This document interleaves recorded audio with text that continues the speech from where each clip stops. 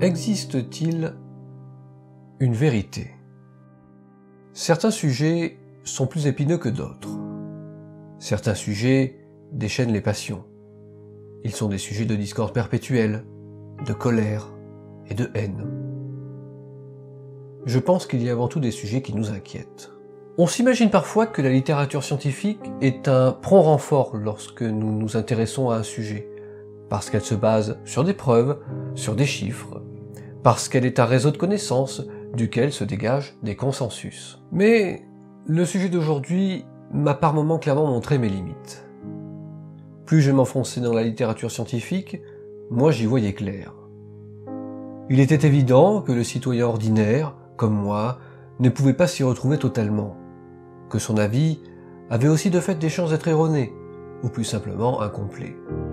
Vous pouvez appeler ça un aveu de faiblesse, moi j'appelle ça de la modestie, ou bien du recul.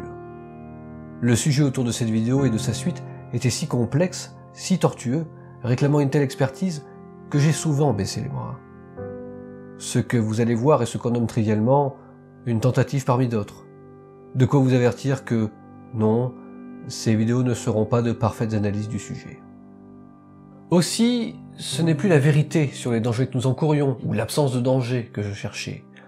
Mais au fur et à mesure que j'avançais, quelque chose m'intriguait. Quelque chose de plus profond. Ces derniers mois, sous l'impulsion d'Internet, des avis rapides rendus sur les réseaux sociaux, sans recherche approfondie de nos concitoyens, soudainement, une foule d'experts en agronomie, écologie et santé a éclos. Sitôt le mot qu'il ne faut pas prononcer émerge, les discussions se résument tout simplement à un véritable parcours du combattant, pour ne pas dire un bon gros passage au hachoir. Et pourtant, je me pose cette question. Je pense même qu'on doit absolument se la poser. Pourquoi ne peut-on plus parler du glyphosate ?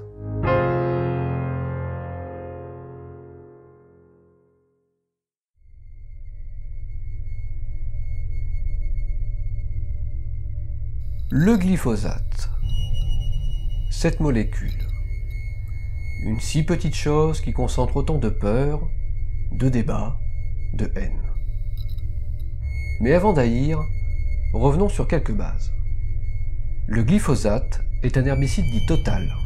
Sa tâche principale est donc de tuer les herbes. Toutes les herbes. Sans distinction.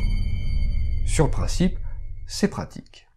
Donc déjà, on vient d'apprendre qu'il existait plusieurs types d'herbes. Pas juste des trucs verts qui parlent pas, qui bougent pas. Déjà, voilà, c'est bien déjà.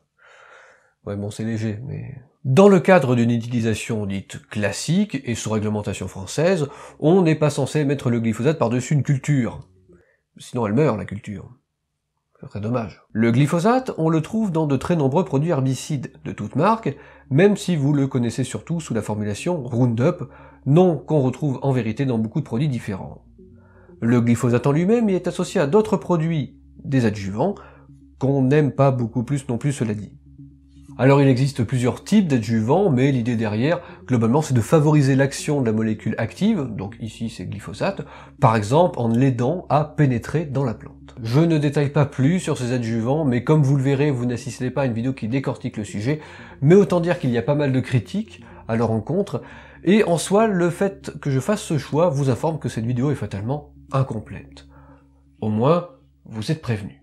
Le mode d'action du glyphosate ensuite est somme toute assez simple. Une fois absorbé par la plante, il va bloquer l'activité d'une enzyme qui est extrêmement importante pour le métabolisme de la plante, puisqu'elle permet la synthèse de certains acides aminés. Alors l'enzyme, c'est la 5-énol-pyruvylchikimate 3-phosphate synthase. Voilà. Les chimistes. Et donc on est d'accord que se passer d'acides aminés dans le vivant, c'est une mauvaise idée pour le rester vivant.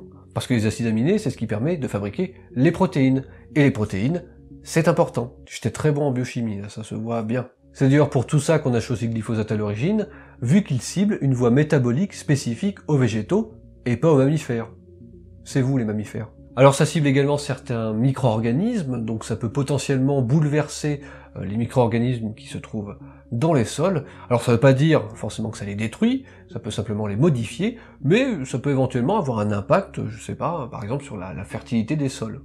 Mais ce n'est pas là une problématique propre au glyphosate, d'autres pratiques agricoles peuvent être à l'origine de ça. De manière générale, une première nuance importante, c'est que d'une manière ou d'une autre, toutes les pratiques agricoles vont avoir un impact, sur le sol notamment. Ça a l'air de rien ce que je vous dis là, mais c'est super important. Ça veut pas dire qu'il faut pas réfléchir à trouver des solutions les moins impactantes, ça veut juste dire qu'il y a de l'impactant. Ce rapide descriptif peut éventuellement vous aider à comprendre pourquoi le glyphosate est l'un des herbicides les plus utilisés au monde, et donc qu'on le retrouve partout dès qu'on le cherche. Voilà plusieurs années que différentes agences de santé se penchent sur le cas du glyphosate et de ses dangers, parce que oui, nous sommes exposés au glyphosate dans l'eau, la nourriture, on le retrouve facilement, lui ainsi que son principal produit de dégradation. Et concernant ce dernier, qui est l'AMPA, il se trouve que c'est impossible de différencier s'il provient du glyphosate ou de vos lessives. Tout ça pour dire que c'est plus compliqué que ça en a l'air, mais que possiblement vous avez déjà un avis sur la question. Personnellement, je trouverais extrêmement malhonnête de ma part de vous répondre juste « Non, le glyphosate n'est pas dangereux pour la santé humaine ». Et même chose avec « Oui, le glyphosate est dangereux pour la santé humaine ». Parce que je pourrais ouvrir là devant vous 50 reviews scientifiques différentes que jamais je ne trouverai l'une de ces phrases, mais juste un lot de nuances, de précautions, dont je ne suis pas sûr moi-même de saisir toutes les subtilités. Donc il peut m'être assez difficile forcément de vous les retransmettre correctement à travers cette vidéo. Parce que cette façon de raconter cette vérité-là ne se trouve pas dans une courte vidéo sur YouTube. Elle ne le sera jamais. Cela ne remplacera jamais une veille bibliographique rigoureuse. Mais, quand même, on va essayer un petit peu. Parce que je suis quand même un petit peu là pour ça. Qu'est-ce que c'est poussiéreux, non ? Le fait est que les agences de santé, nationales, internationales, qui se basent donc sur ces travaux scientifiques pleins de subtilités, se montrent généralement rassurantes quant à notre santé, car nous sommes fort peu exposés au glyphosate au quotidien, nous, les gens. Les preuves de sa cancérogénicité, donc, sont très limitées. Pour les personnes les plus exposées, comme les ouvriers agricoles, le doute subsiste de publication scientifique en publication scientifique sur ces cancers touchant le système immunitaire, les lymphomes, n'en note qui gain. Mais même quand on regarde du côté de l'une des études les plus récentes sur le sujet qui met en évidence le phénomène, on se rend compte qu'il y faut pas mal de nuances, car il y a quelques biais à l'intérieur. Je vous invite à regarder un peu dans la description ce qui se passe. En somme, la mise en évidence reste extrêmement ténue là aussi. Ce que racontent ces agences est donc beaucoup plus nuancé que ce que nous entendons quotidiennement dans les médias, par exemple. C'est quelque chose qui vous parvient assez peu. Et c'est dommage. Alors oui, on est d'accord, il n'y a pas que les cancers dans la vie, on peut aussi parler de perturbations endocriniennes par exemple, mais là aussi, la littérature scientifique va tenir un discours à peu près similaire. Ça veut pas dire que ça peut pas changer, que ça peut pas évoluer, et qu'on n'aura pas de nouveaux éléments éloquents qui nous permettront de répondre un peu plus directement à la question. C'est juste que pour l'instant, on en est là. Et puis pareil, il n'y a pas que la santé humaine dans la vie, on a remarqué que dans le sol, le glyphosate se dégrade plutôt bien par rapport à ses concurrents. Ce qui a son importance, on a des exemples de produits, interdits dans les années 2000, qu'on retrouve encore dans le sol aujourd'hui. Et puis, bon, ça reste une information, bien sûr, encore une nouvelle fois à prendre avec des pincettes, puisque selon le type de sol, selon l'environnement, le climat, les demi-vies des produits phytosanitaires varient énormément. Et donc oui, je zigzague, c'est ma vidéo, je fais ce que je veux. Voilà. Pour autant, et c'est très important, les produits phytosanitaires restent des produits toxiques. Par exemple, le glyphosate a démontré sa toxicité envers les organismes aquatiques.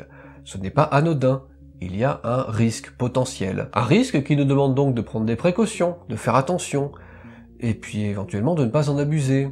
Un risque qui nous demande également, et c'est ce que nous faisons trop peu, de regarder les bénéfices qu'il nous apporte. Par exemple, un bénéfice, c'est justement de dégommer les plantes adventices qui ont un impact négatif sur les rendements. Donc en soi, c'est un bénéfice, vous en conviendrez. Un autre bénéfice, par exemple, c'est de permettre d'éviter le travail de la terre, ce qui est reconnu comme étant assez invasif pour les sols. Les vers de terre, entre autres, si utiles, s'en portent mieux, sans pour autant dire qu'ils ne sont pas sensibles aux pesticides en général, bien sûr. C'est juste un exemple de moindre mal.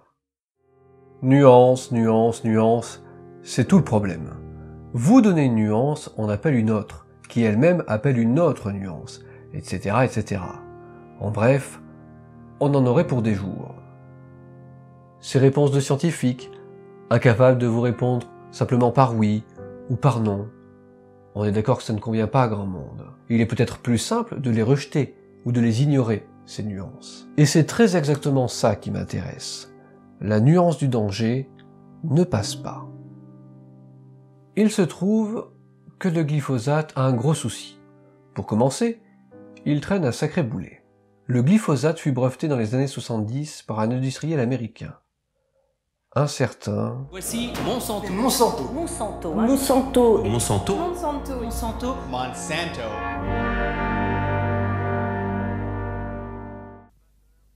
Bonsoir. La France a peur. Ah bah oui, Monsanto est quand même un sacré boulet. C'est sûrement l'entreprise la plus détestée du monde. Son histoire ancienne et récente est parsemée de beaucoup de faux pas de toutes sortes. Quelques décennies auparavant, par exemple, on retrouvera une histoire à propos d'un certain agent orange, un produit que les États-Unis répandirent dans des quantités et concentrations parfaitement improbables durant la guerre au Vietnam. Il fit des dégâts entre autres chez les populations vietnamiennes et les Américains qui furent grandement exposés, et bien sûr, il eut un impact important sur l'environnement. Alors si c'est bien l'armée américaine qui avait alors commandité la production auprès de plusieurs entreprises d'herbicides dits tactiques, c'est bel et bien Monsanto que l'histoire a retenu. C'est bizarre. Mais c'est pas fini. En 2017, 141 documents internes de Monsanto sortaient au grand jour. Des mails, des brouillons, des présentations PowerPoint, des documents peer reviewing, etc. Des documents en lien notamment avec le fameux glyphosate, vous connaissez cet épisode puisque ce sont les fameux Monsanto Papers. Et parmi les faits d'armes recensés alors de notre entreprise maléfique préférée, se trouvent entre autres des fraudes, conflits d'intérêts, interférences avec des processus de peer reviewing, ou encore du ghostwriting. Pour le peer reviewing, si vous ne savez pas ce que c'est, il y a une vidéo qui s'affiche où tout vous sera expliqué. Rendez-vous dans 1 heure. Désolé. Et pour le ghostwriting, c'est pas si compliqué à comprendre. Il s'agit de faire écrire un article, pas forcément une publication scientifique, à quelqu'un de complaisant, un employé par exemple. Puis ensuite, une fois rédigé, de mettre en auteur une autre personne, un scientifique plutôt neutre, quelqu'un de renommé possiblement, et voilà, vous avez votre ghostwriting. Cette pratique d'utiliser un auteur fantôme est donc controversée, pour ne pas dire frauduleuse. Elle fait grincer beaucoup de dents, notamment quand il s'agit de publications scientifiques, y compris chez l'auteur fantôme, qui est pas très content d'être cité. Enfin, c'est lui qui a bossé, quoi. En somme, un tas de choses qu'il ne fallait pas faire, Monsanto l'a fait. Merci Monsanto. Yeah! Il ne faut donc pas s'étonner que le public déteste Monsanto, car entre nous, ils l'ont bien cherché, pour pas dire mérité. Si mon propos manque de nuances et qu'une affaire complexe se cache en dessous de ces Monsanto Papers, tout ce que je vous ai très rapidement décrit fut ni plus ni moins ressenti par le public comme un grand cas de fraude scientifique.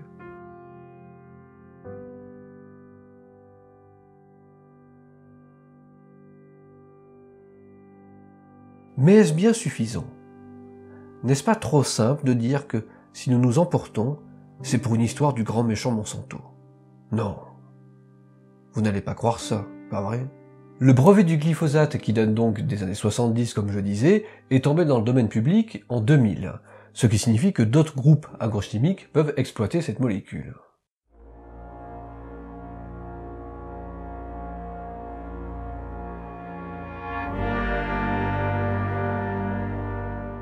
Oui, peut-être, mais moi je préfère quand c'est avec Monsanto.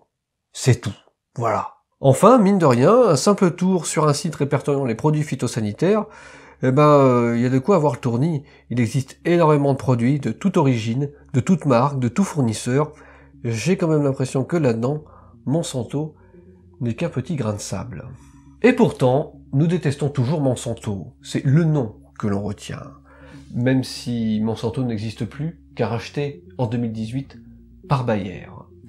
Et si vous êtes ok avec moi, c'est peut-être parce que vous êtes trouvé ce qu'on nomme vulgairement un bouc émissaire. On en retient un, le plus connu, peut-être pas, en tout cas une chose est sûre, celui qui s'est fait choper. Et pour le coup, je vous l'accorde, c'est de bonne guerre. Oui quoi, moi aussi je déteste Monsanto, y a pas de raison. Attendez.